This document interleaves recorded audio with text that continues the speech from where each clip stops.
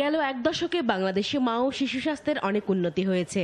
স্বাস্থ্যকেন্দ্র ও বাড়িতে নিরাপদ প্রসবও অনেকটা নিশ্চিত করা গেছে। সবশেষ বাংলাদেশ মাতৃমৃত্যু ও স্বাস্থ্যসেবা জরিপ অনুযায়ী মাতৃমৃত্যুর হার লাখে 194, 2001 সালে যা ছিল 322। মাতৃস্বাস্থ্যে বেশ উন্নতি হলেও কিছু বিষয়ে নতুন করে আশঙ্কা তৈরি হয়েছে।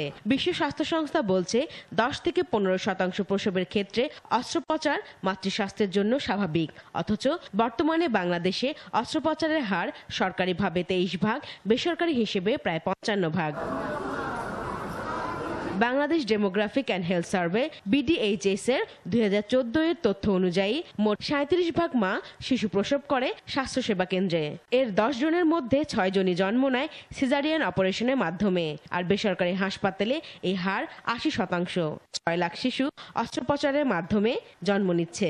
কিশোরী মায়ের সিজারিয়ান রেট একটু বেশি, তাদের পেলভিসটা রেডি হচ্ছে না, বাচ্চা বড় হচ্ছে, সব মিলে এটা একটা কারণ। তারপরে হচ্ছে আগের বাচ্চা যদি সিজার হয়ে থাকে তাদেরও আমরা সিজার করছি, তো অ্যাবসলিউট ইন্ডিকেশন না, তারপরেও করতে হচ্ছে।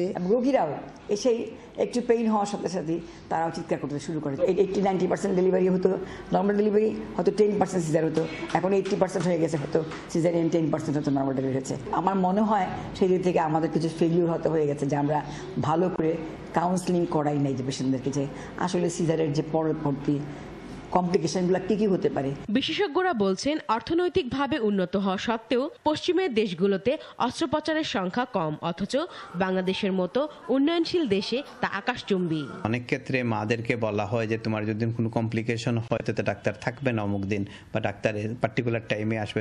মাদেরকে অপশন দেওয়া হয় তুমি সিজারিয়ান করবা কি নর্মাল ডেলিভারির জন্য ট্রাই করবা। বলা হয় যে রুগী চাচ্ছে, কিন্তু রুগীর চাইতে বেশি রুগীদেরকে ইনফ্লুয়েন্স করা হয় যে তুমি সিজার করে ফেলো। এটা অ্যালার্মিং সিচুয়েশন, এটার ব্যাপারে সরকার অ্যাকশন নিতে হবে। যেখানে হয়তো 20-23-25% সিজারিয়ান সেকশন আছে, কিন্তু সেই সমস্ত দেশে মাতৃমৃত্যুর হার হচ্ছে অনেক কম, 10-এর কাছাকাছি, 12-র কাছাকাছি। অর্থাৎ আমাদের মাতৃমৃত্যুর হারও বেশি, সিজারিয়ান সেকশন হারও বেশি। তার মানে আমার এই সিজারিয়ান সেকশনগুলো মাতৃমৃত্যু হার রোধে কোনো ভূমিকা রাখছে না।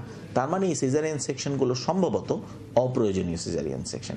এটাই হচ্ছে উদ্বেগের বিষয়। বিশেষজ্ঞদের মতে নরমাল ডেলিভারির সংখ্যা কমে যাওয়ায় কেবল স্বাস্থ্য ঝুঁকিই নয়, সাধারণ মানুষের ওপর আর্থিক চাপও বাড়ছে।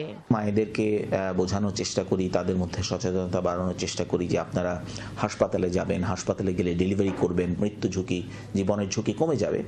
এটি যখন বোঝাতে যায়, আমরা দেখেছি বহু মায়ের মধ্যে এই আশঙ্কাটা বা পরিবারের মধ্যে আশঙ্কাটা কাজ করে যে আমি তো হাসপাতালে গেলেই আমার পেট কেটে ফেলবে। এই যে ভয়, এবং এটা শুধু ভয় না, এটার সঙ্গে অন্যান্য আশঙ্কা কাজ করে, যেমন আমাদের দরিদ্র জনগোষ্ঠী যারা, তারা এই সিজারিয়ান সেকশনের যে খরচ, সেই খরচটা বিয়ার করতে পারবেন কিনা তারা। আগে একটা মায়ের ঘরে 6 বাচ্চা হতো, এখন মায়ের ঘরে 2 বাচ্চা হয়তো, মা তো কোনো মতেই রিস্ক নিতে যাবে না। 2 বাচ্চার ভিতরে 1 বাচ্চা যদি আমার কোনো অসুবিধা হয়ে যেত, তাকে যদি অপশন দেওয়াই হয় ঘরের বাড়িঘর বিক্রি করে হোক আর গরু ছাগল বিক্রি করে হোক, সে সিজারিয়ান করতেছে, ডেফিনেটলি এটা আনঅ্যাকসেপ্টেবল। বিশ্ব স্বাস্থ্য সংস্থার মানদণ্ড ঠিক রাখতে এবং সার্বিকভাবে মা ও শিশুর স্বাস্থ্য ঝুঁকি এড়াতে সরকারকে দ্রুত পদক্ষেপ নেয়ার দাবি জানালেন তারা।